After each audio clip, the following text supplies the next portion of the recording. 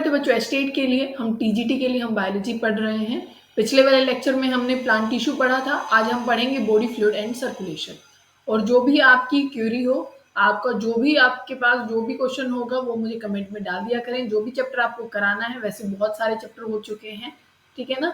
और आपको जो भी चैप्टर कराना है नेक्स्ट चैप्टर, वैसे तो सारे ही हम चैप्टर करेंगे सीरीज में, कोई ऐसा चैप्टर नहीं होगा जो हम छोड़ेंगे, ठीक है। मोस्टली हम सारे चैप्टर कवर कर लेंगे, ठीक है। और आप टेलीग्राम पे जो भी चीजें होती हैं, आप टेलीग्राम नीचे आपको लिंक मिल जाता है, वहां से उसको ज्वाइन कर लिया करें। आपको सारी जो पीडीएफ है वो आपको मिल जाएंगी। और हम केमिस्ट्री की जो नोट्स हैं, जो बहुत सारे क्वेश्चन आ रहे हैं, जो नोट्स हैं वो भी आपको मिल जाएंगे केमिस्ट्री के भी, ठीक है। मुझे 5-7 दिन का आप टाइम दीजिए, आपको वो भी मिल जाएंगे। और आपको अगर और केमिस्ट्री के किसी चैप्टर की वीडियो डलवानी है, वो आपको चाहिए तो वो भी। तो सबसे पहले हमें किसको पढ़ना है बच्चों? हमें ब्लड को पढ़ना है। तो ब्लड जो है वो 2 चीजों से बना हुआ होता है। किस चीज से बना है? वहां पे प्लाज्मा होता है बच्चों, और वहां उसके साथ क्या होते हैं? उसके फॉर्म्ड एलिमेंट होते हैं। वैसे तो आपको फ्लूइड मैट्रिक्स ये मिलेगा, पर जो मेन कंपोनेंट्स हैं वो क्या है? प्लाज्मा है और फॉर्म्ड एलिमेंट्स हैं, ठीक है। अगर आप 55% की बात करते हैं तो उसमें प्लाज्मा होता है, और फॉर्म्ड एलिमेंट्स कितने हो जाते हैं? 45% हो जाते हैं। अगर हम प्लाज्मा की बात करते हैं तो प्लाज्मा खुद, जो प्लाज्मा है, प्लाज्मा खुद किस चीज से बना हुआ होता है? 90 to 92%, 90 से 92% उसमें पानी होता है बच्चों। क्या होता है? उसमें पानी होता है। जो ये आगे लिखा हो ना, हम प्लाज्मा पढ़ रहे हैं, तो उसमें क्या होता है? उस 55% में भी 90 से 92% उसमें क्या होता है बच्चों? उसमें पानी रहता है। और 6 से 8% की आप बात करते हैं, कितना है? 6 to 8%, तो उसमें क्या रहता है? प्रोटीन रहता है। और उसमें फिर मिनरल्स हो जाते हैं, न्यूट्रिएंट्स हो जाते हैं, और क्लोटिंग फैक्टर होते हैं, ठीक है। क्या होते हैं? क्लोटिंग फैक्टर होते हैं। अगर आप प्रोटीन्स की बात करते हैं तो कौन कौन होता है बच्चों? फिब्रिनोजेंस, ग्लोबुलिन और एल्ब्यूमिन, ये होते हैं जो उसके मेजर प्रोटीन होते हैं, ठीक है। इतनी बात आपको समझ में आ गई। अगर आप फिब्रिनोजन की बात करें, ये आगे फंक्शन वैसे तो लिखा हुआ है, एक मिनट, जैसे ये रहा, जो फिब्रिनोजेंस है बच्चों, वो क्लोटिंग फैक्टर होता है। वो क्या करने में हेल्प कराता है? क्लोटिंग के लिए, कोएगुलेशन के लिए वो हेल्प कराता है। ग्लोबुलिन की बात करें तो वो डिफेंस मैकेनिज्म करता है बच्चों। क्या है? उसका होता है डिफेंस मैकेनिज्म, ठीक है। ये चीज आपको जो अंडरलाइन हो रही है, ये इंपॉर्टेंट चीज है, ये याद रखनी है। एल्ब्यूमिन की बात करते हो तो ऑस्मोटिक प्रेशर जो होता है उसको बैलेंस करने का काम करता है। ऑस्मोटिक बैलेंस ये करता है, ठीक है ना। इतनी बात समझ में आ गई। और यहाँ पे मिनरल्स भी हैं, जैसे मैंने कहा कि मिनरल्स भी होते हैं यहाँ पे, जैसे Na हो गया, कैल्शियम हो गया, मैग्नीशियम हो गया, बाइकार्बोनेट हो गया, क्लोराइड आयन हो गया, और ये ग्लूकोज भी, अमीनो एसिड भी हैं। ये सारी चीजें भी यहाँ पे प्रेजेंट होती हैं। एक ये बहुत ज्यादा इंपॉर्टेंट बात है बच्चों, कि अगर आप प्लाज्मा को बिना क्लोटिंग फैक्टर के देखते हैं, मतलब वहां से क्लोटिंग फैक्टर हटा देंगे अगर आप, तो उसको सीरम बोला जाता है, ठीक है। क्या बोला जाता है? उसको सीरम बोला जाता है, ठीक है। फिर बात करते हैं हम बच्चों फॉर्म्ड एलिमेंट की। किस चीज की? Formed element. इसमें क्या है? जैसे अपनी आरबीसी आ जाएगी, डब्ल्यूबीसी आ जाएगी, और प्लेटलेट्स आ जाएंगी। आरबीसी का दूसरा नाम क्या होता है बच्चों? इरिथ्रोसाइट होता है। इसमें पूरे में आपको इरिथ्रोसाइट की जो मेन जो हेडिंग्स है वो सारी मिल जाएंगी, और मैं अभी बता भी रही हूँ। पहली बात तो जो आरबीसीज होती हैं बच्चों, इसकी जो शेप होती है वो बाई कनकेव होती है। कैसी शेप रहेगी इसकी? बाई कनकेव शेप होती है। ये अगर आप ब्लड में बात करते हैं तो वो 5 से 5.5 जो मिलियन है उतना नंबर इनका होता है। किसका? आरबीसी का। और किस में बनती है बच्चों? ये बोन मैरो में बनती है। किस में बनती है? ये बोन मैरो में बनेगी, ठीक है। और न्यूक्लियस इनमें क्या होता है बच्चों? अब्सेंट होता है। न्यूक्लियस आपको नहीं मिलेगा। न्यूक्लियस क्या होता है? अब्सेंट यहाँ पे होगा। और 12 से 16 ग्राम आपको पता है कि हीमोग्लोबिन होता है। लाइफ स्पेन की अगर आप इनकी बात करें तो 120 डेज होता है। कितना? 120 दिन इनका क्या रहेगा? लाइफ स्पेन रहता है। और अगर आपसे पूछा जाए ग्रेवयार्ड ऑफ दी आरबीसी, तो स्प्लीन होता है बच्चों। ये क्वेश्चन भी पूछा गया हमारे से एस्टेट में, ठीक है। कि आरबीसी का जो ग्रेवयार्ड होता है, जहां पे जैसे जो दफनाया जाता है, जो कब्रिस्तान होता है, वो आरबीसी का क्या होता है? तो स्प्लीन आप उसको बोलते हो। तो ये इरिथ्रोसाइट की ये बातें आपको ध्यान रखनी है, ठीक है। फिर बात आती है ल्यूकोसाइट की। ल्यूकोसाइट को आप क्या बोलते हैं बच्चों? इसको बोलते हैं आप डब्ल्यूबीसी, ठीक है। इसका नंबर बहुत ज्यादा नहीं होता, 6000 से 8000 इसका आपको नंबर मिलेगा, ठीक है, ब्लड में। और पर ये 2 तरीके की होती हैं। कैसी होती हैं? ग्रेन्यूलेटेड होती है और ए ग्रेन्यूलेटेड होती हैं, ठीक है। उसमें कौन-कौन सी होती हैं अभी लिख देते हैं, जैसे ये लिखे हुए सारे नाम लिखे हुए हैं यहाँ पे। अगर 1 मिनट यहाँ पे लिखते हैं, डब्ल्यूबीसी में एक होता है बच्चों बेसोफिल, ये रहा, ठीक है, एक एसिनोफिल होता है, एक न्यूट्रोफिल होता है। ये 3 जो हैं ये कैसी होती हैं बच्चों, ये ग्रैन्युलेटेड होती हैं। कैसी होती हैं? ग्रैन्युलेटेड, ठीक है। ये ग्रैन्युलेटेड आपको मिलेंगी कौन सी, आप इसको याद रख सकते हैं कैसे, एक एन है, एक ई है और एक बी है, तो आप इसको ऐसे याद रख सकते हैं, बी बेन हो गया, ठीक है, बेन ग्रैन्युलेटेड, ये बेन है, बी से ये बेसोफिल हो जाएगी, ई से इसेनोफिल हो जाएगी, एन से न्यूट्रोफिल हो जाएगी। अगर आप अमाउंट की बात करते हैं तो जो न्यूट्रोफिल है वो सबसे ज्यादा होती है, 60 to 65% ये होती है। इसेनोफिल 2 से 3% होती है, और जो अपने पास क्या होती है, जो बेसोफिल है ये 1% या 0.5% के आसपास होती है, ये कम होती है, ठीक है ना बच्चों, ये ज्यादा होती है।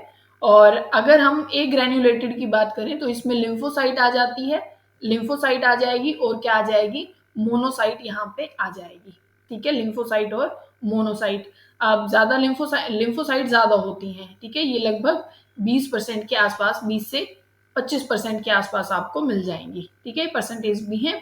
अगर आप बात करते हैं बच्चों जो न्यूट्रोफिल है, न्यूट्रोफिल और साथ में अपनी जो मोनोसाइट है, न्यूट्रोफिल और मोनोसाइट, इनका फंक्शन क्या होता है, फैगोसाइटिक नेचर का होता है, मतलब ये सेल ईटिंग का काम करती है कि कोई भी जो फॉरेन पार्टिकल्स आता है उनको ही खा जाती है, ठीक है, तो ये क्या काम करती है, फैगोसाइटिक इनका नेचर होता है, फैगोसाइटिक नेचर इनका आपको मिल जाएगा, ठीक है। जो बेसोफिल है ये वाली जो 0. मतलब अपना 1% के आसपास प्रेजेंट होती है, ये क्या रिलीज करती है, ये हिस्टामिन, सेरोटोनिन, हेपरिन, जो किस में इन्वॉल्व होते हैं, इंफ्लामेटरी रिएक्शंस में, जो इन्फ्लेमेशन में आप मतलब आपको मिलेंगे, इन्फ्लामेशन वहां से होती है, किसमें, जो हम बात कर रहे हैं बेसोफिल की, क्या क्या यहाँ से रिलीज हुआ, यहाँ से रिलीज हो रहा है हिस्टामिन, सेरोटोनिन, हेपरिन, तो ये इन्फ्लामेटरी रिएक्शंस में आपको इन्वॉल्व मिलेंगे, ठीक है, जैसे ये पूरा लिखा हुआ, आपको कहीं ढूंढने की जरूरत नहीं, पूरे इस पैराग्राफ में सारी चीजें हैं, हिस्टामिन, सेरोटोनिन, हेपरिन, ठीक है, इन्फ्लामेटरी रिएक्शंस में ये आपको मिलने वाली है, ठीक है, इतनी बात आपको समझ में आ गई होगी। फिर अगर हम बात करते हैं बच्चों, फिर आप प्लेटलेट्स हैं जिनको थ्रोम्बोसाइट बोला जाता है, क्या बोला जाता है, थ्रोम्बोसाइट बोला जाता है। ये आपको 1.5 लाख से 3.5 लाख तक आपको मिल जाएंगे, मतलब 1.5 लाख टू 3.5 लाख तक आपको मिल जाएंगी, ठीक है। और अगर आप इनकी फॉर्मेशन की बात करते हैं तो मेगा कैरियोसाइट वहां से ये फॉर्म होती हैं, ठीक है, मेगा कैरियोसाइट से ये फॉर्म होती हैं। ये भी कहाँ से होती है, ये सेल बोन मैरो से ही ये सब कुछ बना हुआ होता है बच्चों, ठीक है। और ये किस चीज के काम आती हैं, प्लेटलेट्स आपको पता ही है, ये काम आती है कोएगुलेशन के, ये क्लोटिंग में काम आती हैं, ठीक है, तो ये इंपॉर्टेंट है। थ्रोम्बोसाइट इनका नाम होता है, नंबर आपको पता लग गया होगा, बोन मैरो से ही बनती हैं, और फॉर्म कहाँ से प्रोडक्शन है, मेगा कैरियोसाइट, जो कि बोन मैरो में ये सेल्स होती हैं, ठीक है। फिर हम बात करते हैं ब्लड ग्रुप की, ब्लड ग्रुप आपको पता ही होगा, ब्लड ग्रुप ए है, बी है, ए बी है और ओ है, ठीक है। अगर आप बात करते हैं कि जो ए बी है इसके पास कोई भी मतलब आप ये कहोगे कि इसके लिए कोई भी एंटीबॉडी नहीं होती है, ए बी ब्लड ग्रुप के लिए कोई भी एंटीबॉडी नहीं होती बच्चों। इसी वजह से क्या है कि ये सबका ब्लड ले सकता है, ठीक है ना, सबका आप बोलते हो ना यूनिवर्सल रेसिपिएंट, आप इसको बोलते हो, यूनिवर्सल डोनर कौन सा है, आप यूनिवर्सल डोनर आप बोलते हो ओ को। इसके पास कोई भी क्या है, एंटीजन नहीं होता है, इसके पास कोई एंटीजन नहीं होता और इनके लिए कोई एंटीबॉडी नहीं होती है, ठीक है ना, तो ये चीज आपको ध्यान रखनी है ब्लड ग्रुप में। फिर आपको आर एच फैक्टर का पता होगा, आर एच फैक्टर जो होता है, आर एच पॉजिटिव होते हैं जिनके पास आर एच फैक्टर होता है वो पॉजिटिव होते हैं, आर एच नेगेटिव जिनके पास वो फैक्टर नहीं होता तो वो आर एच नेगेटिव होते हैं। और ये परसेंटेज 20% के आसपास हैं ऐसे लोग जिनके पास नेगेटिव है, मतलब जिनके पास आर एच फैक्टर नहीं है। जो रेसस जो मंकी था उससे ये फैक्टर आया था, और जो पॉजिटिव है वो 80% के आसपास वो लोग हैं, ठीक है ना। इससे एक टर्म आपको याद रखनी है, आपको यहाँ मिल भी जाएगी, ये आर एच फैक्टर वाला ये रहा, ठीक है, ये वाली टर्म आपको याद रखनी है बच्चों, कि जैसे आपने सुना है ना कि मदर का अगर पॉजिटिव ब्लड ग्रुप है और बच्चे का अगर नेगेटिव हो गया, या फिर मदर का नेगेटिव ब्लड ग्रुप है और बच्चे का पॉजिटिव हो जाता है, तो वहाँ पे प्रॉब्लम हो जाती है, ठीक है? क्योंकि ये मिक्सिंग नहीं हो सकती पॉजिटिव और नेगेटिव की, अगर होती है तो बहुत ज़्यादा प्रॉब्लम हो जाती है, जिसको आप क्या बोलते हो, एरिथ्रोब्लास्टोसिस। क्योंकि यहाँ पे जो आरबीसी है, जिसको एरिथ्रोसाइट बोलते हो, वो ब्लास्ट हो जाती है, वो रप्चर होना शुरू हो जाती है, ठीक है? और ये किस में होती है? फीटस कंडीशन में होती है। तो ये एरिथ्रोब्लास्टोसिस फिटलेसिस आप इसको बोलते हो, ये फीटस कंडीशन में ऐसा होता है, ठीक है? तो यहाँ से आपको ये बात याद रखनी है। ये रेसस जो मंकी थे वहां से ये आया था, उन सरफेस पे ये चीज होती है। मेजोरिटी पे आपको ये मिल जाएगा, RH फैक्टर जो है 80% पे, और आधों पे नहीं मिलेगा, जो कि 20% लोग हैं। तो वो चीज आपको समझ में आ गई होगी, ठीक है? और अगर ऐसा कुछ होता है कि भाई बच्चे, मदर नेगेटिव थी, बच्चा पॉजिटिव था, तो जो ब्लड ट्रांसपोर्ट है वो इतनी इजीली या फिर वो खतरनाक होता है, जिससे बच्चे को फीटस जो है वो एनीमिया, जॉन्डिस, ये बीमारियां उसको बहुत कॉमन है। हालांकि ये बर्थ हो नहीं सकता है अगर ऐसी कुछ कंडीशन होती है तो। फिर कोएगुलेशन ऑफ आपको ब्लड पढ़ना है, इसमें क्या चीजें होती हैं वो देखो, यहाँ पे रिएक्शन चलती है, वो इस पूरे उसका आपको दो उसमें रिएक्शंस में चीजें याद रखनी है कि क्या होता है बच्चों। आपके पास प्रोथ्रोम्बिन होता है, क्या है? प्रोथ्रोम्बिन, ठीक है? प्रोथ्रोम्बिन, थ्रोम्बोकाइनेज यहाँ पे एंजाइम होता है, क्या होता है? थ्रोम्बोकाइनेज, जैसे ये लिखा हुआ है, ये थ्रोम्बोकाइनेज ये एंजाइम है, थ्रोम्बिन लिखा हुआ है, प्रोथ्रोम्बिन भी यही होगा। क्या है? प्रोथ्रोम्बिन है, थ्रोम्बोकाइनेज यहाँ पे एंजाइम हो जाता है, यहाँ पे ये लिख देते हैं थ्रोम्बोकाइनेज। ये किस में कन्वर्ट कर देता है इसको? थ्रोम्बिन में। प्रोथ्रोम्बिन को थ्रोम्बोकाइनेज किस में कन्वर्ट कर देता है? थ्रोम्बिन में। फिर क्या होता है आपके पास? फिब्रिनोजन होता है बच्चों, क्या होता है?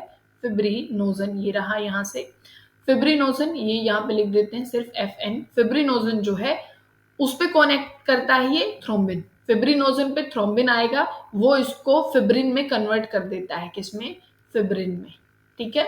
फिब्रिनोजन किस में कन्वर्ट होता है? फिब्रिन में। किसकी हेल्प से? थ्रोम्बिन की हेल्प से। और प्रोथ्रोम्बिन थ्रोम्बिन में कन्वर्ट हो जाता है, किससे? थ्रोम्बोकाइनेज की हेल्प से। और इसमें जो हेल्प कराता है बच्चों, कैल्शियम जो आयन है, ये रहा, इसमें बहुत बड़ा रोल है क्लोटिंग फैक्टर में। तो जो फिब्रिन है वही क्लोट बनता है, जहां पे वो बहुत सारे क्लोट्स आपको ऐसे दिखाई देते हैं अपना, तब भी कहीं कट लग जाता है तो क्लोट ऐसे ही बनता है, वहां पे फिब्रिन आपको मिलेगा। फिब्रिन प्लस में जो ट्रैप्ड जो डैमेज्ड फॉर्म एलिमेंट्स जो मिलेंगे ना आपको, आरबीसी, डब्ल्यूबीसी, उन सब चीजों का एक्यूमुलेशन होता है, जिसको आप क्लोट बोलते हो। फॉर्म्ड एलिमेंट पता लग गए ना आपको, आरबीसी, डब्ल्यूबीसी, प्लेटलेट्स, उनको आप फॉर्म्ड एलिमेंट बोलते हो। यहाँ तक शायद सारी चीजें समझ में आ गई होंगी। यहाँ पे बस यही चीज आपको याद रखनी है, प्रोथ्रोम्बिन से थ्रोम्बिन बना थ्रोम्बोकाइनेज की हेल्प से, फिर फिब्रिनोजन से फिब्रिन बना with the help of thrombin, calcium ion यहाँ पे हेल्प करता है। ये चीज बस आपको याद रखनी थी। फिर बात करनी है लिम्फ की बच्चों। लिम्फ क्या है? ये भी इंटेस्टाइनल, मतलब जो इंटेस्टाइन बोल रहे हैं, इंटरस्टिशियल आपका फ्लूइड होता है। ये कब बनता है? ब्लड से क्या क्या चीजें निकल जाती हैं? पानी निकल जाता है थोड़ा बहुत, प्रोटीन्स निकल जाते हैं, छोटे जो प्रोटीन्स होते हैं वो, और कुछ वाटर सॉल्युबल सब्सटेंसेस जो होते हैं, क्या है? जो H2O में क्या होते हैं? सॉल्युबल होते हैं जो सब्सटेंसेस, वो इनको मिला के क्या बनता है बच्चों? लिम्फ बनता है। और इनका फंक्शन क्या होता है? वही exchange of nutrients, gases between the blood cells, ठीक है? और लिम्फेटिक सिस्टम में अगर आप देखते हैं तो यहाँ पे जो स्पेशल सेल्स होती हैं, जिनको आप लिम्फोसाइट्स बोलते हैं, जो किस काम आते हैं? सेम जैसे WBC काम करती है वैसे ही वो भी डिफेंस मैकेनिज्म में काम आती हैं। कौन सी सेल्स? लिम्फ से लिम्फोसाइट होती हैं, ठीक है? तो ये इम्यून सिस्टम के लिए ये हेल्पफुल होता है, ये चीज आपको ध्यान रखनी है। लिम्फोसाइट किसके लिए काम आती हैं? जो लिम्फ से बनती हैं, लिम्फ नोड से बनती हैं, तो वो काम आती है इम्यून सिस्टम के लिए, ठीक है? इम्यून सिस्टम को वो रिस्पॉन्स करती है, इम्यून सिस्टम को बढ़ावा भी जैसे WBC अपनी कर रही है वैसे ही, ठीक है? बात आपको समझ में आ गई होगी ना? फिर हमें जो बात करनी है, फिर अपना सारा सिस्टम आ जाता है, सर्कुलेटरी सिस्टम कि किसमें कैसा है, ओपन है, क्लोज है, वो कैसा होता है। अगर आप ओपन सिस्टम की अगर आप बात कर रहे हैं, तो इसमें क्या होता है बच्चों? हार्ट होता है, ठीक है? क्या हार्ट होगा? और एक बहुत बड़ी लार्ज आपको वेसल्स मिलेंगी, क्या? एक बड़ी लार्ज वेसल मिल जाएगी, और वो एक ओपन एरिया में क्या है, वो सारा जो फ्लूइड होगा वो सारा वहां गिर जाता है, ठीक है? जिसको आप साइनस बोल देते हो। ये हार्ट है, लार्ज वेसल होगी, और वो एक ओपन उसमें गिर जाएगा जिसको आप साइनस का नाम देते हो, ठीक है, साइनस आप उसको बोल देते हो, ठीक है। और फिर आता है जो क्लोज सर्कुलेटरी सिस्टम, जिसमें आपको बताइए एक नेटवर्क होता है बहुत सारी ब्लड वेसल्स का, जैसे हमारी बॉडी में है, तो हमारा क्लोज सर्कुलेटरी सिस्टम होता है, ठीक है। फिर अगर आप देखो कि किन ऑर्गेनिज्म में कैसे है, जो कि ये सारी चीजें यहाँ पे लिखी हुई है वही अभी हम देख रहे हैं। अगर आप फिशेस में बात करते हैं बच्चों, किसमें, फिश में अगर आप बात करते हो, फिश में होता है बच्चों टू चैम्बर्ड हार्ट होता है। क्या होता है? टू चैम्बर्ड हार्ट होता है। क्या होता है? और वहां पे सिंगल सर्कुलेशन होता है, डबल सर्कुलेशन जैसे हमारी बॉडी में होता है, यहाँ पे सिंगल सर्कुलेशन मिलेगा। क्या मिलेगा? Single circulation. दो चैम्बर्ड हार्ट होगा, एक एट्रियम होगा, एट्रियम, और एक वेंट्रिकल होगा, ठीक है, वेंट्रिकल। बात समझ में आ गई? फिर आप बात करते हो किस चीज की? एम्फीबियंस की आप बात करते हो, एम्फीबियंस और रेप्टाइल्स की, एम्फीबियंस प्लस में रेप्टाइल्स की। एम्फीबियंस में क्या होता है बच्चों? यहाँ पे थ्री चैम्बर्ड हार्ट होता है, थ्री चैम्बर्ड हार्ट होता है, और इनकम्प्लीट डबल सर्कुलेशन होता है। क्या होता है? Incomplete double circulation. Three chambered heart में क्या क्या होगा?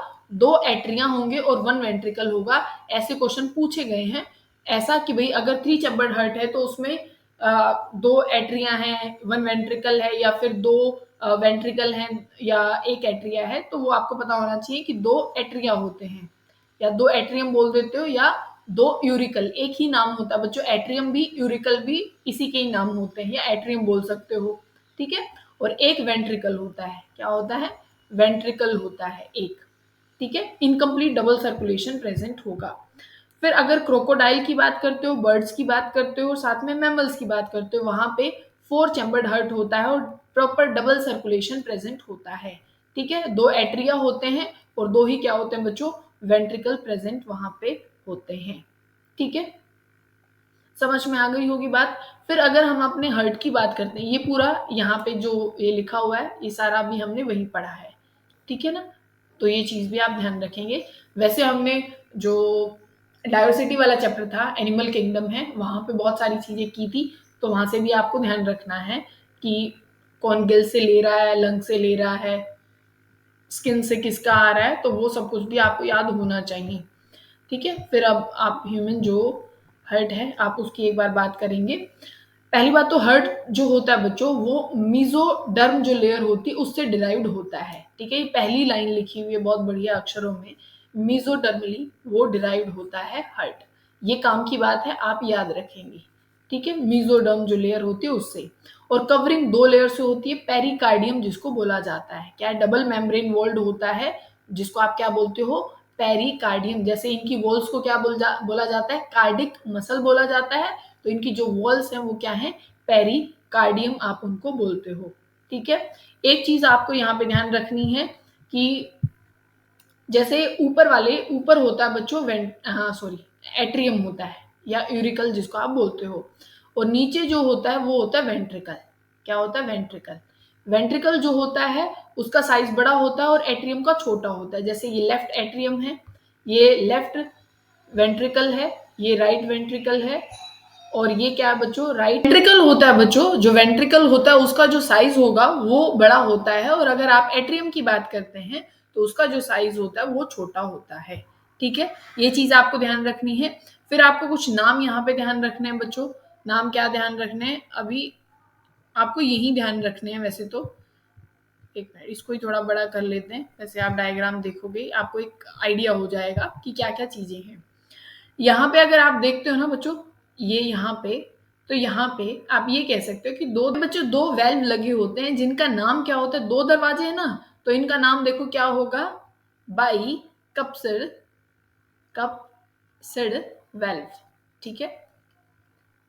ये इनका नाम होता है। और अगर आप यहाँ पे देखते हो राइट एट्रियम और राइट वेंट्रिकल साइड में यहाँ पे तीन होते हैं, ठीक है। यहाँ पे तीन आपको ऐसे मिलेंगे जिसको आप क्या बोल देते हो? ट्राई कप्सिड। क्या बोल देते हो? Try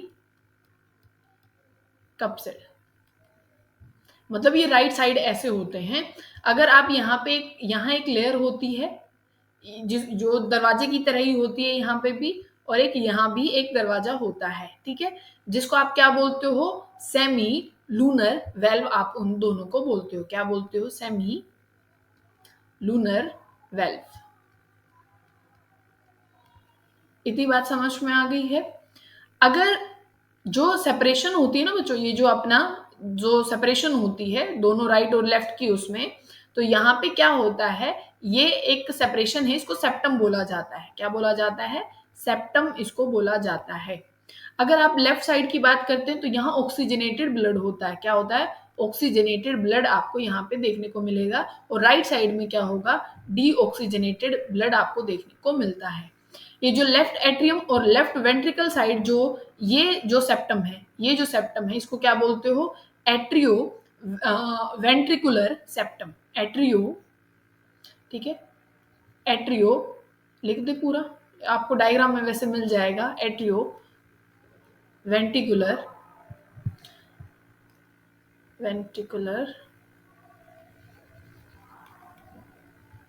septum.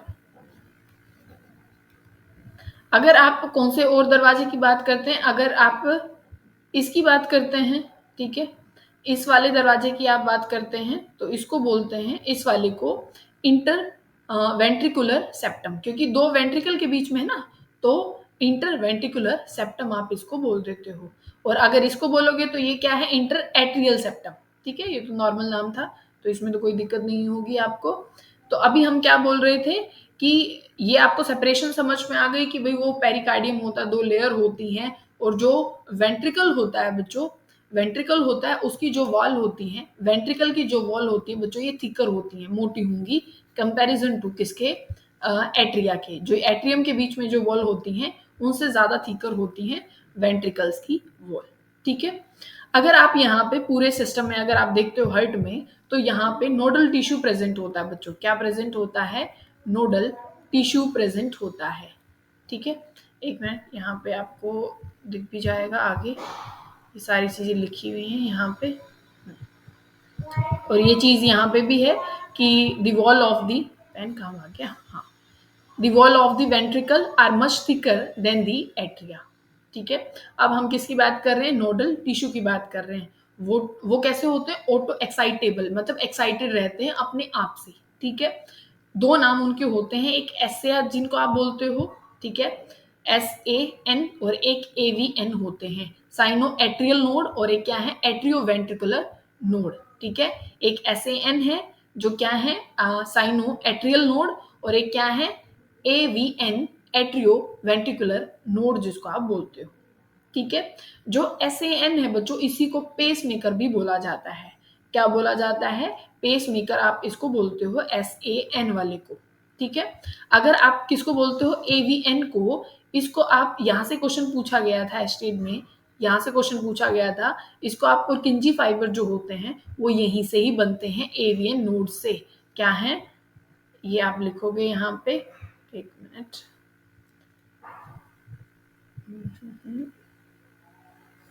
हाँ, यहाँ से क्या बनेंगे? पुरकिंजे फाइबर। ठीक है, यहीं से ही वो अराइज होते हैं। किससे? AVN से, एट्रियल वेंट्रिकुलर नोड से वो अराइज होते हैं। ठीक है, आपको ये चीज समझ में आ गई होगी। अगर आप एक हार्ट बीट का अगर टाइम पीरियड देखते हैं बच्चों, एक हार्ट बीट का, वैसे तो आपको पता है भाई, जो जैसे ये रहा पुरकिंजे फाइबर, ठीक है, हम क्या कह रहे हैं कि जो ड्यूरेशन होती है एक हार्ट बीट की वो 0.8 सेकेंड होती है। मतलब आपकी 0.8 सेकेंड में एक हार्ट बीट हो जाती है। ठीक है, और जो स्ट्रोक वॉल्यूम है कि एक कार्डिक साइकिल, जो एक वेंट्रिकुलर जो पंप होता है बच्चों, वेंट्रिकल जो पंप करता है वो 700 कह रहे हैं, 70 ml ब्लड वो क्या करता है? पंप करता है एक उसमें, एक कार्डिक साइकिल में। ठीक है ना, तो ये चीज भी आपको ध्यान रखनी है। फिर अगर हम बात करते हैं कि जो सर्कुलेशन है, जो डबल सर्कुलेशन आपसे पूछा जाता है, वो हमें बताना है। ठीक है, एक रफ यहाँ पे डायग्राम में बना रही हूँ। जैसे हमने कहा था कि भाई ऊपर क्या होता है अपना, ये छोटा बनाना और ये बड़ा होता है, यहाँ पे नॉर्मल, बस आपको समझनी है कुछ बातें। ये अपना क्या है? ये आप अपना लेफ्ट एट्रिया है, ये राइट एट्रिया है, ये लेफ्ट वेंट्रिकल है, और ये अपना राइट वेंट्रिकल है। ठीक है, अब यहाँ से होता क्या बच्चों कि लंग से, यहाँ पे लंग्स आप मान सकते हैं, और यहाँ पे क्या है? ये टिश्यू सिस्टम है, मतलब अपनी बॉडी का सिस्टम है। तो यहाँ से पल्मोनरी वेन आती है, किसमें? लेफ्ट एट्रियम में। यहाँ से पल्मोनरी वेन आती है। पल्मोनरी वेन में ऑक्सीजनेटेड ब्लड होता है। पल्मोनरी वेन में ऑक्सीजनेटेड ब्लड होता है। फिर वो क्या होगा, फिर वो यहाँ से जो वेल्व थे, ठीक है, बाइकप्सिड जो वेल्व थे वो खुलते हैं, यहाँ पे ब्लड आता है। फिर यहाँ से अरोटा जो सबसे बड़ी अपनी क्या होती है, आर्टरी होती है, वहां से ब्लड निकलता है और बॉडी की तरफ आर्टरीज में और इनमें ट्रांसफर हो जाता है।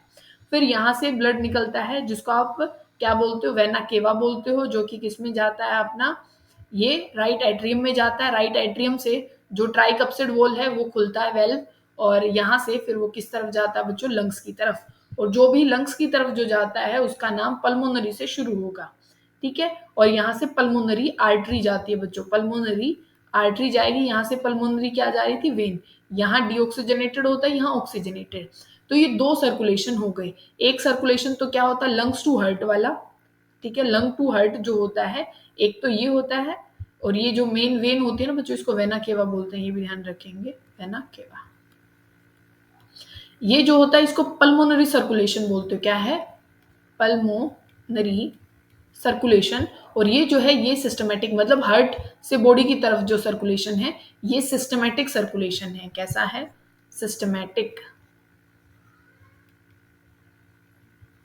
ये दो सर्कुलेशन होते हैं, सिस्टमेटिक और कैसा अपना, पल्मोनरी सर्कुलेशन। तो ये चीज पूछी जाती है और आपको याद भी रखनी है, ठीक है। फिर ईसीजी की आपको फुल फॉर्म पता होनी चाहिए। ईसीजी क्या होता है, ईसीजी इलेक्ट्रोकार्डियोग्राफ जिसको आप बोलते हो, ठीक है ना। उसमें आपने यहाँ पे डायग्राम भी होगा, एक मिनट, ये रहा, ठीक है। तो यहाँ पे ये पीक आपने देखी ना, एक तो क्या है ये पी है, फिर क्यू आर एस की ये पीक होती है। डॉक्टर बच्चों इसी को काउंट करता है, इसी को वो काउंट कर लेता है कि भाई कितनी एक मिनट में वो जो चल रही है, इसी को काउंट किया जाता है क्योंकि बहुत बड़ी होती है, ठीक है ना, साइज काफी बड़ा है तो इसी वजह से यहाँ से काउंट कर लिया जाता है। ये छोटी है, पी क्यू आर एस और टी, ठीक है ना। वैसे इनका मतलब भी है, पी का मतलब होता है डीपोलराइजेशन ऑफ एट्रिया, इतना आपको ध्यान नहीं रखना, और इसका होता है डीपोलराइजेशन ऑफ वेंट्रिकल, और इसका है रीपोलराइजेशन ऑफ वेंट्रिकल, ठीक है ना। ये डीपोलराइजेशन है एट्रिया की, ये डीपोलराइजेशन है वेंट्रिकल की, और ये रीपोलराइजेशन है वेंट्रिकल की, ठीक है।